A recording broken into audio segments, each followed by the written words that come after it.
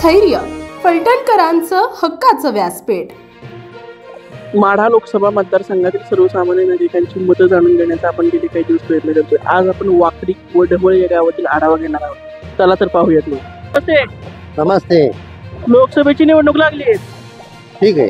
काय कोण उमेदवार आहे, काय वाटतंय? रणजित दादा निंबाळकर। बर, त्यांच्या समोर तर रेशील मोहिते पाटील उभे आहेत। धैर्यशील पाटील आहेत की, पण काय होईल निवडणुकीत? निवडणूक रणजित दादाच येतील मला तर वाटतंय। बाबा नमस्कार। नमस्कार।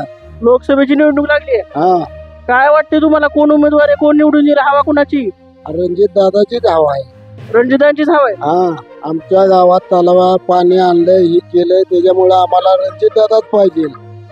इथून रामराजे नाईक निंबाळकर यांच्या माध्यमातून झालेले विकास कामे, त्याच्यामुळे इथून पलटणमधून कमीत कमी 50,000चा लीड मिळेल मोहिते पाटलांना।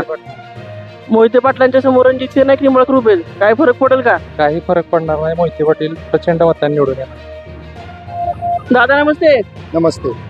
काय म्हणताय? नाही काय, लोकसभेची निवडणूक लागली, तो लागली धैर्यशील मोहिते पाटलांच्या समोर रणजित नाईक निंबाळकर उभे आहेत, काय वाटतंय, काय होईल? रणजित दादा निवडून येणार। तुमचं काय मत आहे? दादाच येणार, का दादा काय येणार? कारण की त्यांनी भागात भरपूर कामं केले। काय काय केलंय? रस्त्याची कामं केली, गावात 1,66,00,000 रुपयाची कामं केली, वाकरी गावात तलाव्याचं काम केलं, कधी पूर्वीनं पार बाकी असलेलं काम पूर्ण केलं त्यांनी। तुमचं काय मत आहे? माझं बी तीच दादाच येणार, दादाच निवडून जाणार। कारण या मतदारसंघात 2009 पासून शरद पवारांनी नेतृत्व केलं, विजयसिंह मोहिते पाटलांनी, या माणसांनी परत फिरून सुद्धा इकडे माघारी आले नाहीत। दादाला 5 वर्षाच्या काळात 2.5 वर्ष तर करोनाच्या काळात गेली, आणि 2.5 वर्षाच्या या मिळालेल्या संधी दादाने ह्या गावाचं व या भागाचं माढा मतदारसंघाचं नंदनवन केलंय। आमच्या गावाचा बऱ्याच दिवसाचा पाण्याचा प्रश्न होता, तलावा फुटलेला होता, गळत होता, एक काही वेळेस माळीन व्हायला शितारा झाली होती या गावाची। त्या काळात दादाने ह्याच्यावर भरपूर निधी टाकून तलावाचं काम करून घेतलं, रस्त्याची कामं केली, जलजीवन मधनं कामं केली, सभा मंडपाची, रस्त्याची, अख्ख्या मतदारसंघात जाळं उभं केलं गावात। धन्यवाद। नमस्कार दादा। नमस्कार। लोकसभेची निवडणूक लागली, धैर्यशील मोहिते पाटलांच्या विरोधात रणजित नाईक निंबाळकर उभे आहेत, काय होईल?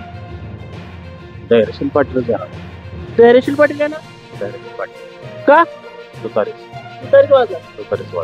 तुमचं काय मत आहे बाबा? नाही बोलत, तुमचं काय मत आहे? तरीच काय होईल? पण समोर रणजितचं आव्हान आहे का नाही? बर, धन्यवाद। नमस्कार। नमस्कार। लोकसभेची निवडणूक लागली, नमस्कार। काय वाटते, काय होईल? हा, बरं। आपल्या परिसरातील ताज्या आणि महत्त्वाच्या बातम्या पाहण्यासाठी स्थैर्य न्यूज चॅनलला यूट्यूबवर सबस्क्राईब करा आणि बेल आयकॉन प्रेस करा।